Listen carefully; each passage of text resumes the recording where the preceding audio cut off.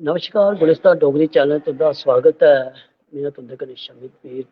दोस्तों, अज्जा दी इस बड्डे ध्याड़े उप्पर तुसें गी बड़े मने कन्नै अस जन्माष्टमी दियां मुबारखां दिन्ने आं कि जे कल बड़ी भारी जन्माष्टमी दा ध्याड़ा हा ते असें पूरी रातीं पोस्ट कीती तुंदे कन्नै हर ओह् तस्वीरां सांझियां करने दियां। पर इस वक्त जेह्ड़ी खबर लेइयै अस आए आं ओह् बड़ी गै इक भयानक किस्म दी खबर है, जेह्ड़ी कि मुत्थल उधमपुर च मुत्थल ग्रांऽ है, उत्थे दे इक जगह च बारिश ने अपना कहर बरपेआ ऐ ते उस बारिश विच दो बच्चे मौती होई उं'दी ते बड़ा गै भयंकर सीन जेह्ड़ा अक्खें दे सामने आया। असेंगी बड़ा गै दुख है। गुलिस्तान डोगरी चैनल हर ओह् पोस्ट करदा खबर तुसें गी दस्सने दी, जेह्ड़ी सभनें तो पैह्लें गुलिस्तान डोगरी चैनल उप्पर गै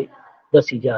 अज्ज बडलै बारिश ने नेही पस्सी तोड़ी, नेही पस्सी होंदी कि इक प्हाड़ दा प्हाड़ कुसै दे घरा उप्पर आइयै डिग्गी पेआ। अस पोस्ट करने आं तुसें गी उं'दे किश धक्क दस्सने दे। अस बने रवो तुस, साढ़ी कोश्ट है तुसें गी धक्क दस्सने दी। एह् दिक्खो, एह् इस वक्त दे जेह्ड़े धक्क न एह् तुं'दे कन्नै अस सांझे करा दे आं। एह् उस ग्रांऽ दे धक्क न जित्थे एह् बरखा ने दिक्खो पूरा प्हाड़ दा प्हाड़ गै आइयै डिग्गी पेआ ते उस परिवारा उप्पर केह् बीता दी होग, जिस परिवारा दे अज्ज दो नन्हे मुन्ने बच्चे अपनी जान खोई बैठे न। ते दिक्खो भयंकर उत्थे दा मौसम बने दा, भयंकर उत्थे दा जेह्ड़ा हालात न ओह् बड़े गै इस वक्त खतरनाक न। होर इ'यां लग्गा दा खबरै एह् सर्दियां दा समें ऐ, धुंध पेदी ऐ। एह् दिक्खो क्या भयानक दृश्य जेह्ड़ा तुं'दे सामने अस पोस्ट करा दे आं तुसें गी दस्सने दी। साढ़ी पोस्ट होंदी ऐ कि तुं'दे कन्नै हर ओह् खबर दस्सने दी जेह्ड़ी गुलिस्तान डोगरी चैनल दे माध्यम कन्नै अस तुसें गी दस्सगे। ते एह् इस वक्त दी बड्डी खबर ही जेह्ड़ी असें तुं'दे कन्नै सांझी कीती ऐ। अस कोश्ट करने आं तुसें गी होर बी धक्क दस्सने दी, जेह्ड़े उत्थे इस वक्त लोकें दे बिच इक बहुत ही इक डरपोना डर जुस्सी आखदे डर आह्ला म्हौल ऐ। ते एह् जेह्ड़ी खबर ऐ तुस गुलिस्तान डोगरी चैनल दे माध्यम कन्नै दिक्खा दे ओ। एह् धक्क बी अस कोशिश करा दे आं तुसें गी दस्सने दे।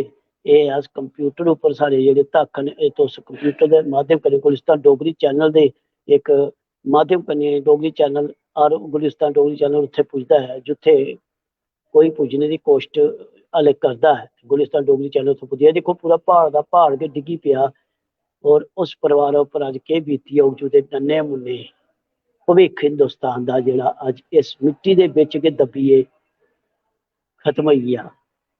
एह् धक्क जेह्ड़ा अस तुसें गी पोस्ट करा दे आं, बक्खरे बक्खरे धक्क दस्सने दे अपने कंप्यूटर दे माध्यम कन्नै।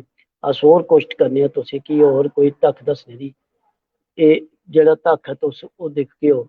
एह् दिक्खो एह् लोक किन्ने इक होइयै इस मजबूर न कि जे एह् लोक ग्रावें उप्पर हिंदुस्तान दी हिफाजत करदे न पाकिस्तान शां, क्योंकि हर वक्त मुस्तैद रौंह्दे न, हर वक्त त्यार रौंह्दे न। ते इस करियै एह् जेह्ड़े लोक न एह् साढ़े हिंदुस्तान दा इक रक्षक कवच न, जेह्ड़े हमेशा दे त्यार रौंह्दे। इस वक्त दी एह् ब्रेकिंग न्यूज ही जेह्ड़ी मुत्थल ग्रांऽ दे इक जगह च एह् हादसा घटेआ। इस करियै असें कोश्ट कीती ऐ कि असें कोश्ट होंदी ऐ गुलिस्तान डोगरी चैनल दे माध्यम कन्नै हर ओह् खबर तुं'दे तक सभनें तो पैह्लें पजाने दी, जेह्ड़ी बी खबर कोई नमीं होए।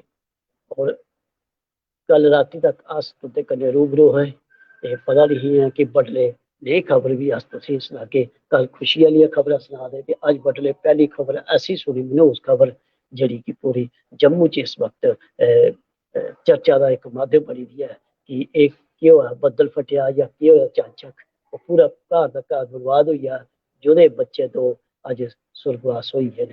ते उस घर च केह् होआ दा होग। बने रवो गुलिस्तान डोगरी चैनल कन्नै। जेकर कोई होर खबर होर कोई गल्लबात नेईं होंदी ऐ अस ओह् बी तुं'दे कन्नै शेयर करगे। जय डुग्गर, जय डोगरी, जय भारत।